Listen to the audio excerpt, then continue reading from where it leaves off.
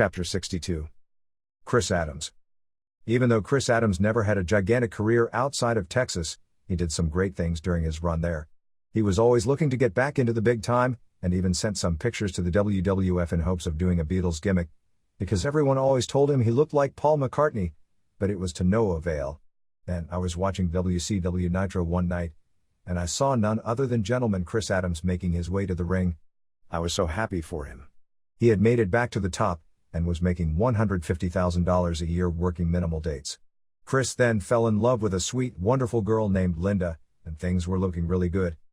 Just as things were going his way, Chris and Linda overdosed on a drug called GHB one night, and while Chris pulled through, Linda died. At that point, Chris went from someone with a bright future to someone with no hope at all. It was like turning out a light. It was clearly an accident, but Chris took responsibility and felt horrible.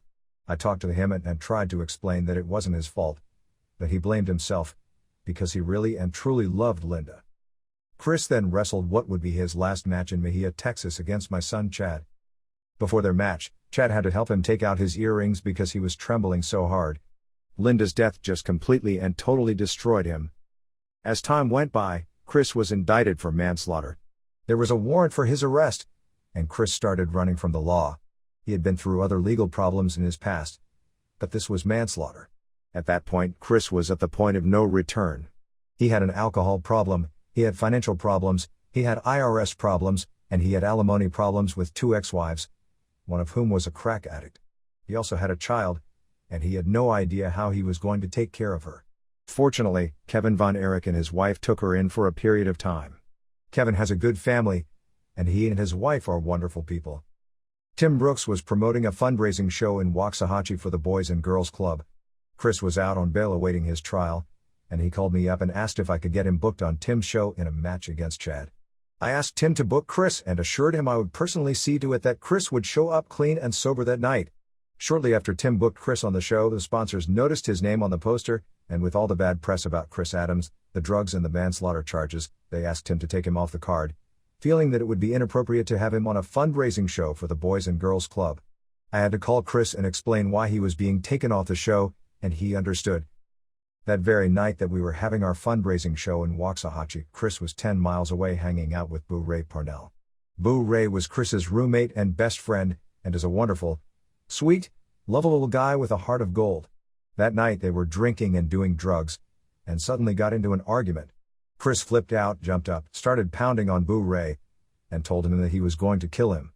Chris then started choking the life out of Boo Ray while biting him all over his face, nose, and ears. Boo Ray then reached over and grabbed a gun off of his table and hit Chris on the head several times with it.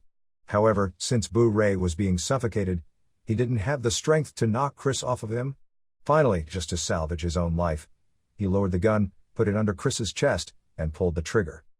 The police arrested Boo Ray, and he was brought before a grand jury to see if he should stand trial for murder, manslaughter, or involuntary manslaughter.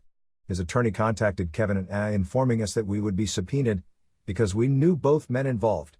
Kevin and I went before the grand jury and testified, and we both knew it was a situation where if Boo Ray hadn't shot Chris, Chris would have killed him. Boo Ray did what he had to do. Thankfully, Boo Ray got off, and has since gotten help for his alcohol and drug problems.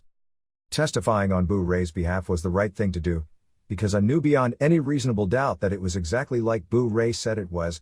Chris committed many violent acts in the last 5 years of his life.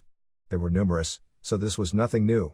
When Chris was drinking he was okay, but if he mixed drugs with alcohol, he was uncontrollable, and it was him against the world. Chris was a tough guy, but a very refined guy. He was well educated, well read, well traveled, and came from a very good family. Yet he still succumbed to drugs and alcohol. In a lot of ways he was very much like Kerry Von Erich.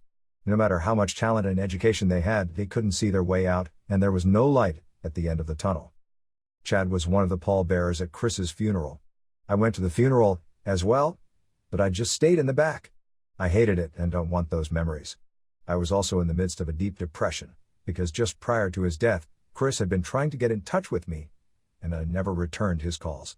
Even though Chris and I were always tight, I was angry at him because of his addictions.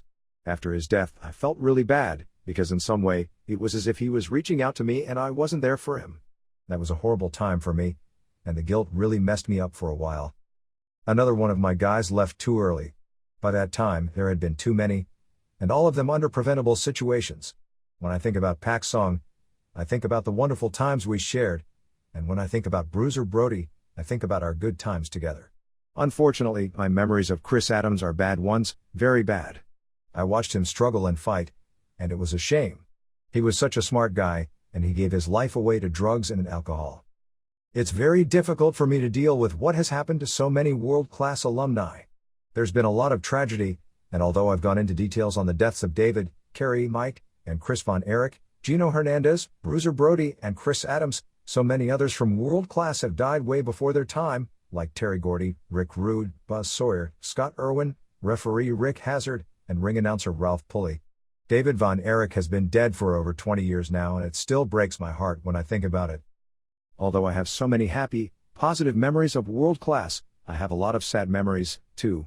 I believe that world class has the saddest legacy in wrestling, but I guess in the 80s, the times they were a-changing, and everybody went a little bit too far.